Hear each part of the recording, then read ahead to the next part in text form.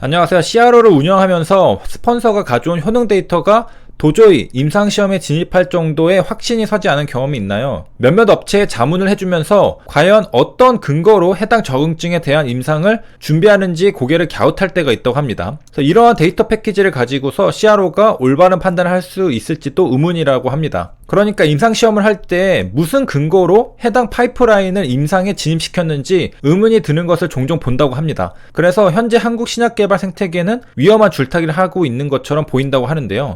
그래서 이에 이제 맞장구를 쳐가지고 현재 국내 생태계의 큰 이슈다. 자본은 넘치고 주가는 올라가고 기회는 둥둥 떠다녀 다양한 시도를 해볼 수 있습니다. 그래서 신약개발이라는 본질은 있지만은 미성숙하게 진행되는 것도 있고 심지어 어떤 경우는 본질조차 없이 신약개발 과정만 밟고 임상에 진입하는 경우도 종종 있다고 합니다. 그래서 이는 실패의 뼈저린 경험을 해봐야 알 것이라고 합니다. 그래서 한국의 바이오 기업들 중에서는 임상 진입한다고 해서 주가가 급등하고 그리고 바이오로 이름을 바꾸고 임상 신청을 허가받았다 이렇게 나오면서 주가가 올라가는 그런 것들이 많잖아요. 그런 것들을 염두에 두고서 얘기를 하는 것 같습니다. 그래서 여기서 핵심은 뭐냐면은 무슨 근거로 임상을 시작했는지 그런 것들이 중요하다는 겁니다. 그러니까 단순히 주가를 올리기 위해서 임상을 들어가는 게 아니라 겉모습만 바이오처럼 보이기 위해서 임상을 진행하는 게 아니라 근거가 있어야 된다는 거죠. 이러한 관점에서 HLB를 바라봤을 때 HLB는 임상에 들어갈 때 근거들을 가지고 있습니다. HLB는 엔젤 스터디가 글로벌 위암 임상이잖아요. 그 이유는 항서제약이 위암으로 중국에서 시판 허가를 받았기 때문에 들어간 것이고,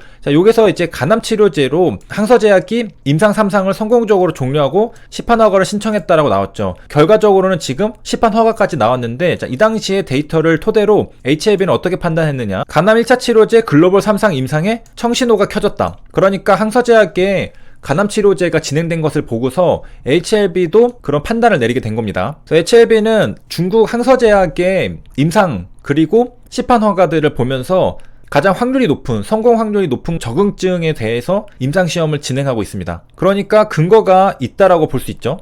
그리고 데이터 드리븐 디시전 메이킹이 중요한 이유는 여기저기서 찾을 수가 있는데요. 진양공 회장도 인터뷰에서 데이터 드리븐 디시전 메이킹을 한다라고 밝힌 적이 있습니다. 그래서 모든 의사결정은 데이터에 기반한다. 자, 이것은 구글의 규범이라고 합니다. 그래서 밥 먹는 것부터 CEO에게 질문하는 것까지 데이터에 근거해서 결정한다고 합니다.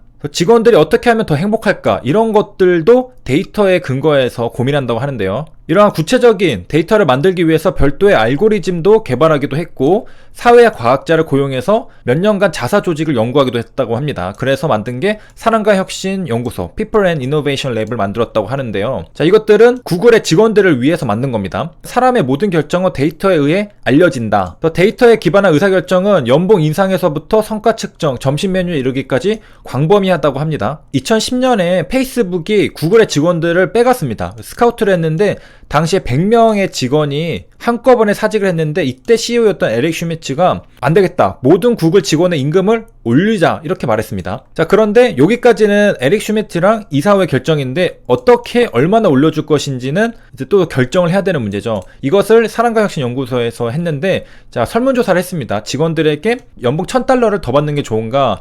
$2,000 보너스를 받는 게 좋은가? 자, 질문할 때 회사에서는 보너스를 푸는 게 더 효율적이라고 판단했는데 서베이를 해보니까 직원들은 사실 연봉 인상을 원했습니다. 그러니까 당장 돈을 받을 수 있는 보너스보다는 안정적으로 내가 매년 받을 수 있는 것이 더 좋다라는 거죠. 그래서 에릭 슈미트는 모든 직원의 연봉을 10% 올려주겠다라고 발표를 했습니다. 그래서 많은 구글러들이 연봉 10% 인상을 발표한 이 순간이 구글에 다니면서 가장 행복했다라고 기억한다고 합니다. 자, 구글은 이뿐만이 아니라 직원들에게 노후연금 투자에 대해 얼마나 자주 상기시켜줘야 하나, 구직 과정에서 인터뷰는 몇 번 하는 것이 스트레스를 덜 받게 하는가 라는 구체적인 질문들을 했습니다. 그리고 구내 식당의 테이블 사이즈는 또 어떻게 해야지 직원들이 잘 어울려 식사를 할까? 서로 소통을 많이 할수록 창의성이 발현되잖아요. 구글 플렉스에 널찍한 의자, 테이블 이런 것들도 미리 계산이 된 겁니다. 직원들이 서로 잘 모르기 때문에 혼자 먹어도 서로 대화할 수 있도록 널찍한 테이블을 가져다 놨습니다. 그래서 이제 실험을 해봤습니다. 구글에서. 그래서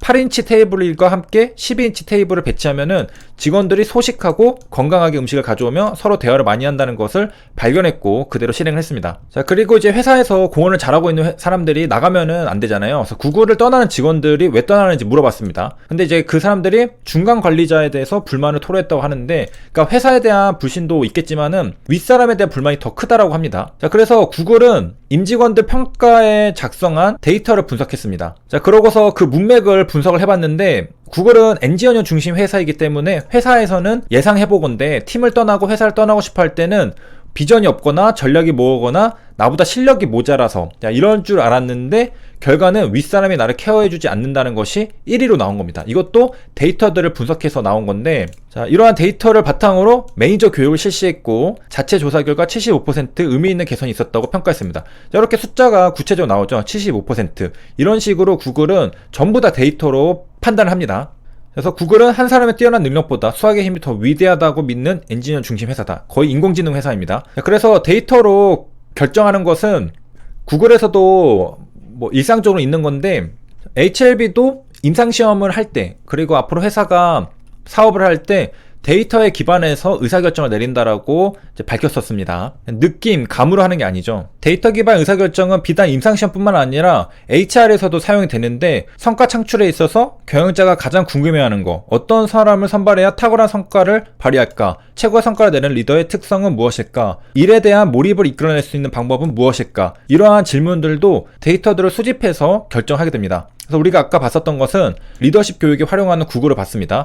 회사를 나가는 이유가 내 윗사람이 나를 케어해주지 않아서라고 했었잖아요. 그렇기 때문에 그 리더들을 교육을 한 겁니다. 자, 그리고 제록스는 신입사원들이 이직률이 높았는데, 자, 그런 것들을 고성과자 특성을 분석해서 요러한 사람들을 뽑는 방법으로 이직률을 낮춘 게 있습니다. 자, 이런 것들은 전부 다 과학적 분석, 객관적 증거를 기반으로 의사결정을 하는 것이고요. 제록스 사례를 보면은 어떤 기준으로 사람을 선발해야지 입사 후에 고성과를 창출할 가능성이 높은가.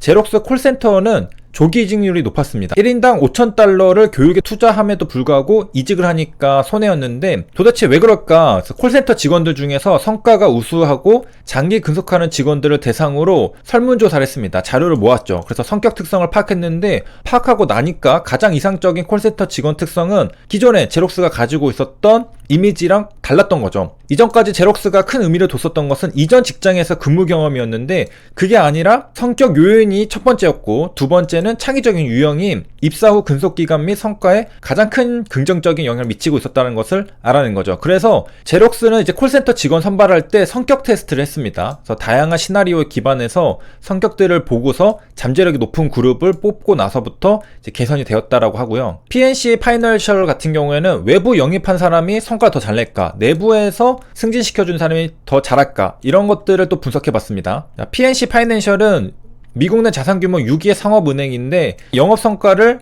추적해서 데이터로 만드는 다음에 비교를 해봤습니다. 그러니까 알고 보니까 내부 승진자의 성과가 외부 경력직보다 높았습니다.